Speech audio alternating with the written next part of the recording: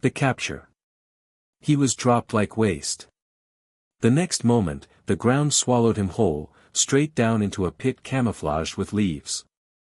Steel lined the impact. The fall knocked the breath out of him. He barely had time to spit blood before a smooth, chilling voice cut through the silence. "You humans never look up," she said. She stood at the edge, quite nice, blunt silver-gray hair and purple skin that shimmered under faint sweat. She dropped into the pit with zero effort, just walked up to him, then crouched low. "Frank Cade," she murmured. His jaw clenched. "Who the hell?" She jabbed a needle into his neck. He choked, vision blurred. She tilted her head, studying him like a puzzle. "I expected more fight." He tried to respond but couldn't move. She leaned closer. "But you'll learn. You're not here to win. You're here to show me if your instincts are worth anything at all." Then she stood, tapped something on her wrist. "Don't worry," she said, almost amused. "I'll take very good care of you."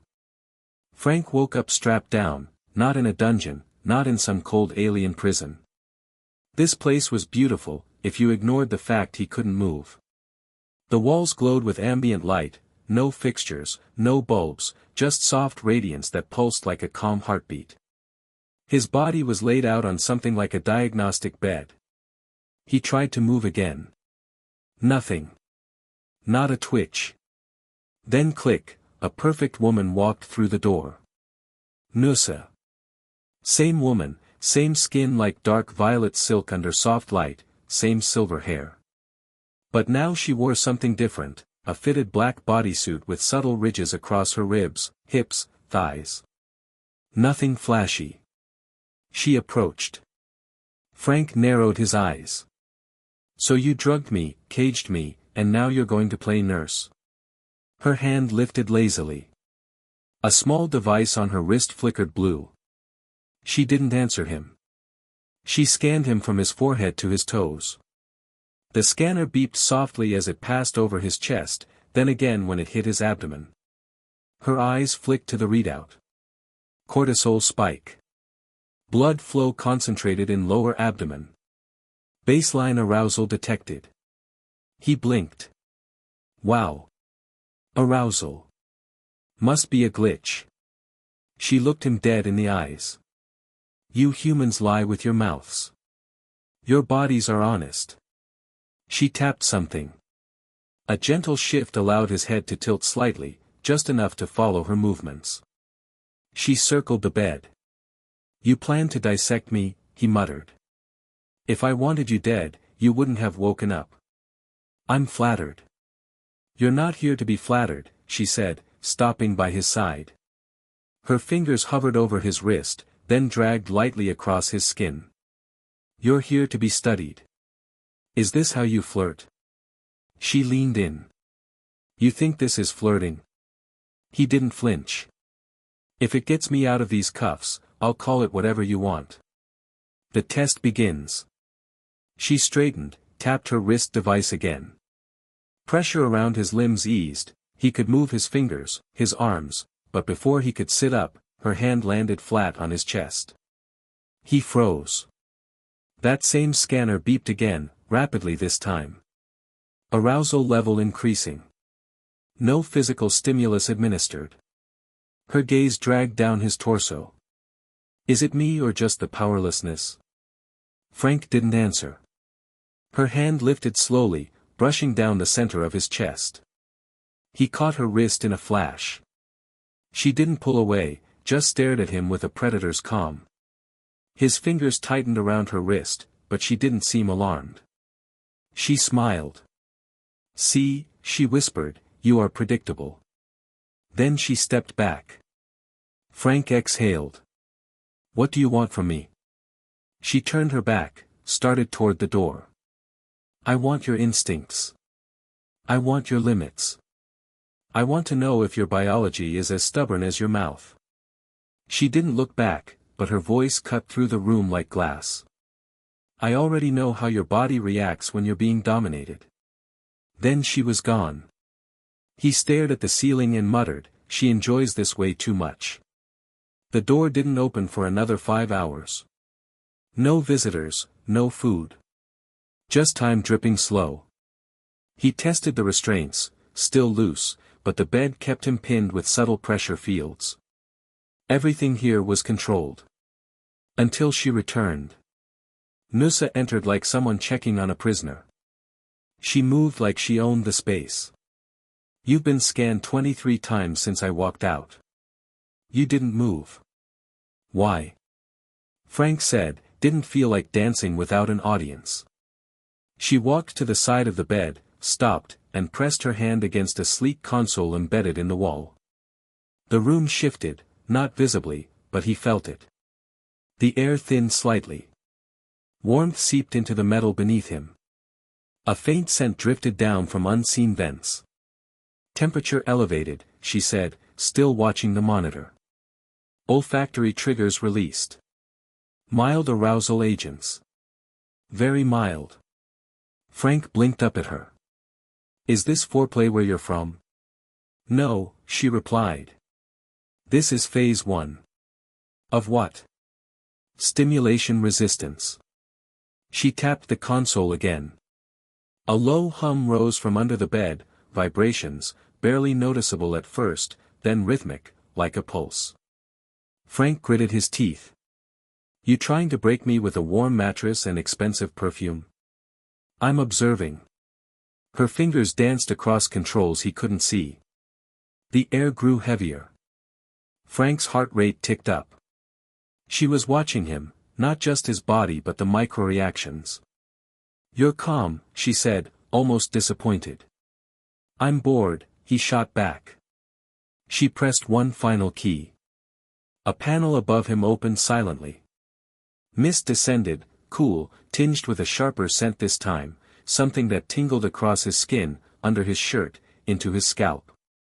Goosebumps rippled down his arms. Frank swallowed. "Phase 2, she said. "Neurological mapping." He smirked. "You could have just asked what turns me on." "Power shifts." She didn't laugh. Instead, she leaned closer. "I don't care what turns you on. I care what you can't control." Frank clenched his fists. "Careful," he said. "Keep looking at me like that and you're going to spike." She stepped back, fast, too fast for someone pretending not to be affected. The monitor flickered. Her eyes snapped to it. Pulse elevated. Hormonal readout skewed. She hissed under her breath and shut down the mist system with a hard jab to the panel. But Frank saw it, the moment she lost it. "You okay?" he asked innocently. "Looks like I'm not the only one with response irregularities." She didn't answer, just turned toward the exit. "You're not the test subject anymore," he called after her. She paused at the door. "Then what am I?" He smiled. "You're starting to act like a person." The door sealed before he finished the grin.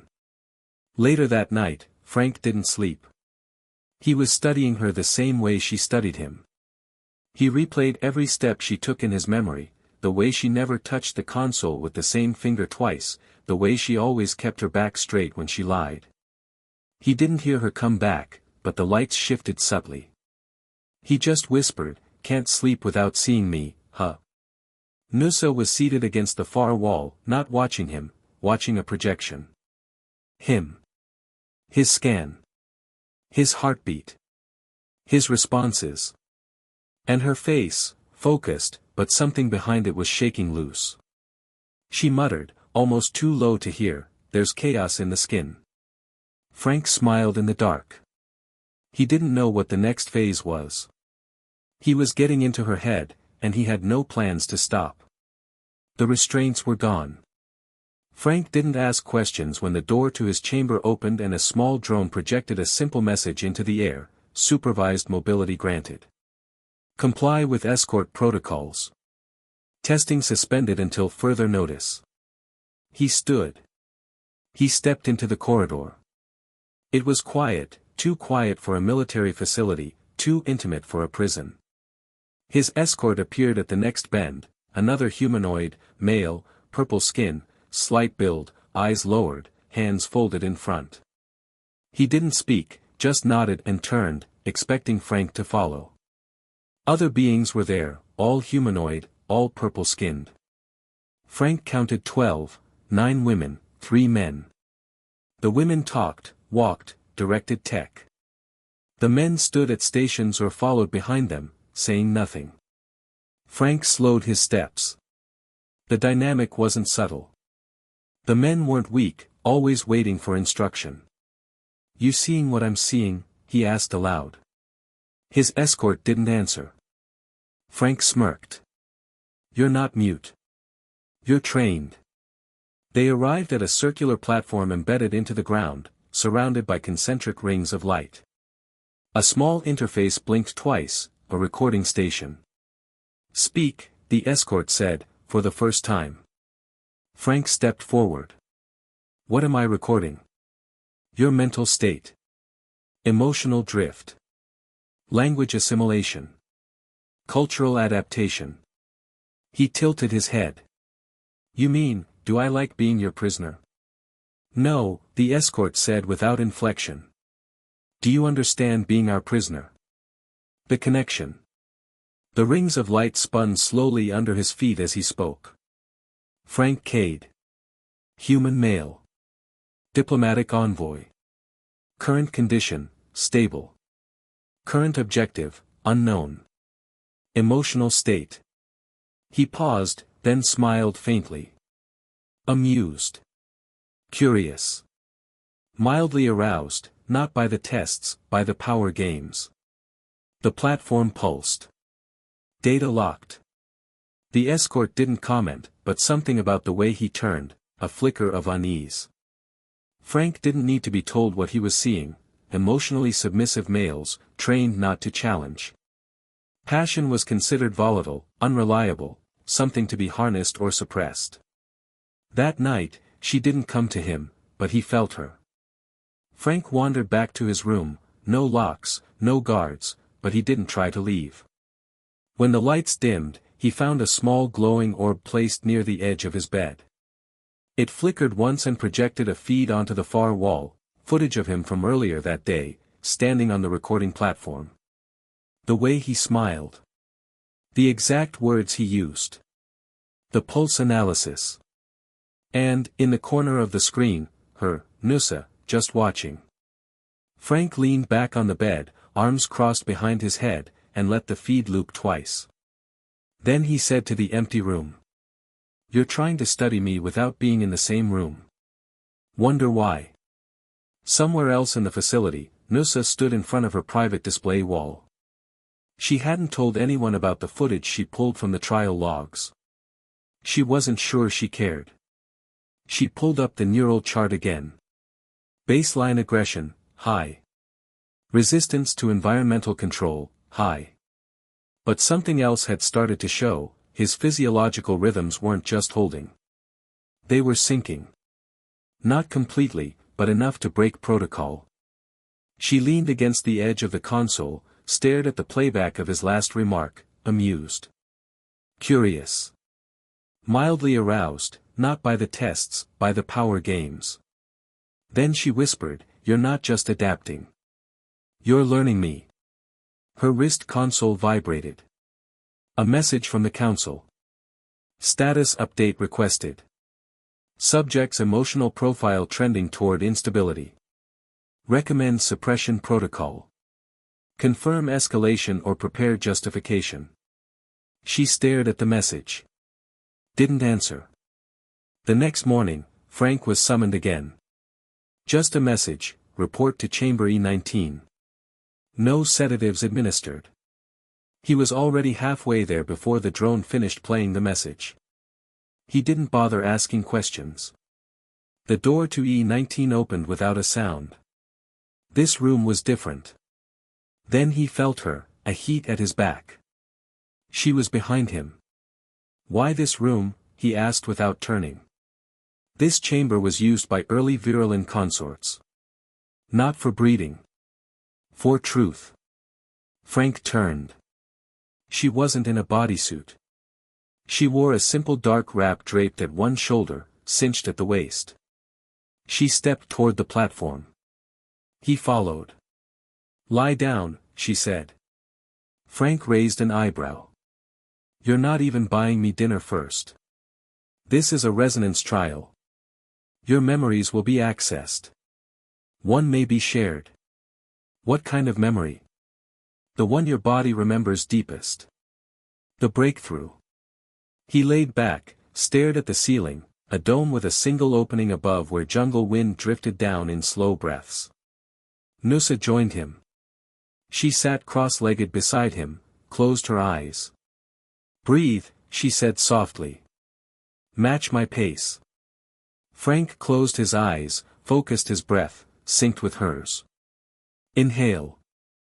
Exhale. The world started to fall away.